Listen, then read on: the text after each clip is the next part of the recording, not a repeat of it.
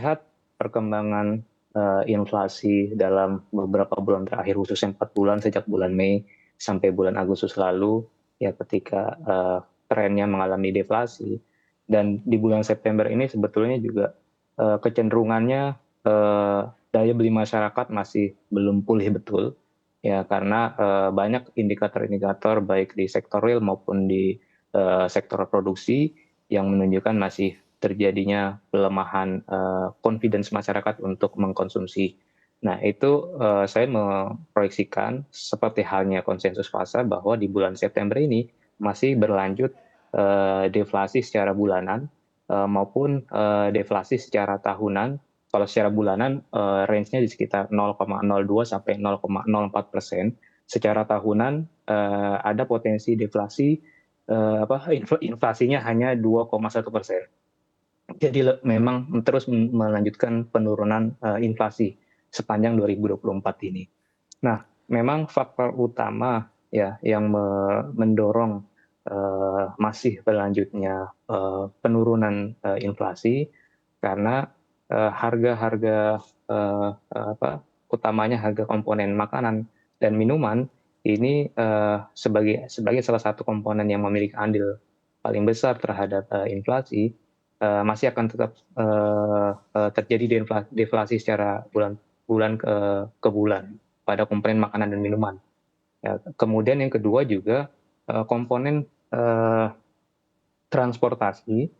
Ya, ini di bulan September kemarin kita tahu inflasi dari komponen harga industri pemerintah khususnya bahan bakar itu kan mengalami penyesuaian harga, ya, penurunan harga bahan bakar di bulan September kemarin, dan berlanjut di ini juga pemerintah memutuskan melalui Pertamina untuk menurunkan bahan bakar khususnya BBM non subsidi.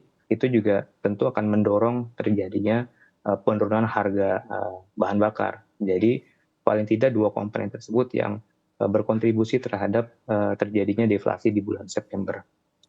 Begitu Mbak Sina. Baik, lalu bagaimana dengan peran harga pangan dan juga BBM begitu? Apakah ini juga memberikan pengaruh artinya untuk kedepannya begitu atau mungkin kemarin terhadap angka inflasi di tahun ini?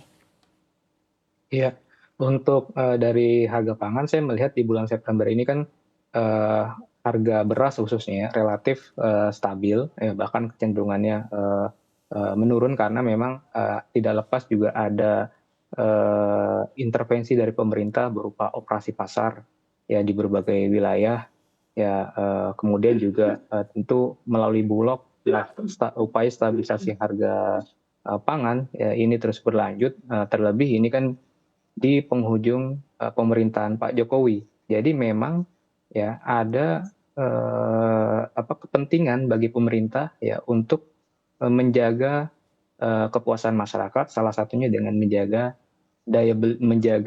harga-harga kebutuhan pokok.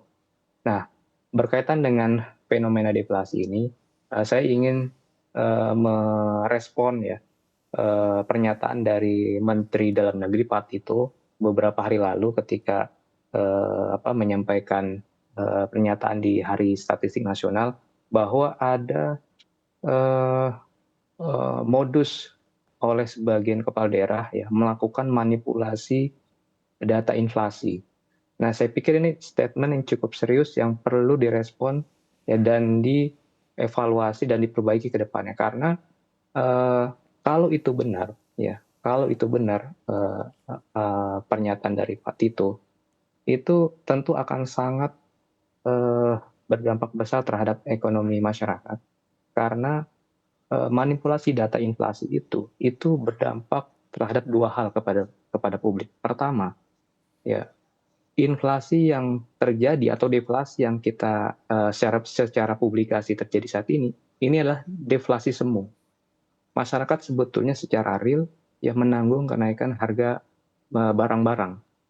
Tetapi karena ada modus manipulasi data inflasi, masyarakat ya harus menanggung biaya yang lebih tinggi. Itu dampak yang pertama. Dampak kedua, akibat korupsi data inflasi ini, ya ini menyebabkan ya eh, pendapatan masyarakat khususnya pekerja formal ya eh, proyeksi ataupun pertumbuhan pendapatan atau gajinya itu tidak naik sesuai dengan yang seharusnya gitu. Artinya karena kan inflasi ini menjadi salah satu variabel yang menentukan kenaikan UMR.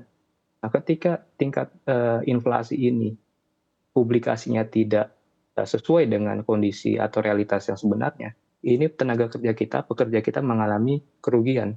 Jadi saya pikir korupsi data inflasi ini merupakan kejahatan yang cukup serius yang perlu direspon oleh pemerintah, dan ini tentu akan berimplikasi lebih panjang lagi karena ini akan terus menekan daya beli masyarakat karena pertumbuhan pendapatan Baik. masyarakat tidak mampu mengimbangi kondisi inflasi yang real terjadi di masyarakat. Baik, Pak Bra, artinya menurut pandangan Anda kepala daerah ini memiliki peran dalam memainkan data inflasi? Ya, betul, sangat pemerintah daerah pasti sangat punya peran ya, kontribusi untuk bisa melakukan stabilisasi harga ya, artinya misalkan sebagai contoh yang disampaikan Pak Tito itu kan modusnya ketika BPS ya akan melakukan survei sampling untuk memantau perkembangan harga-harga di pasar. Nah, itu kepala daerah melakukan gerakan operasi pasar secara sifatnya eh, apa artifisial, artinya hanya semu saja, hanya sementara. Baik, Padahal dalam jangka panjang tuh harganya sudah mengalami kenaikan yang cukup signifikan. tapi menurut Anda sendiri jika kepala daerah memang diindikasikan melakukan manipulasi data begitu ya Pak, tujuannya sebetulnya Mhm. adalah ke arah mana menurut pandangan Anda?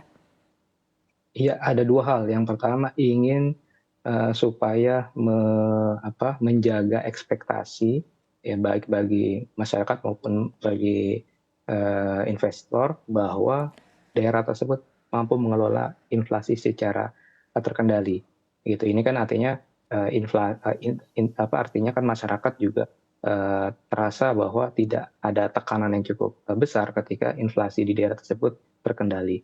Kemudian kedua, ada juga motif terkait dengan insentif yang diharapkan karena pemerintah pusat memiliki kebijakan memberikan insentif dana kepada kepala daerah ya yang mampu mencapai target inflasi di sasaran tertentu.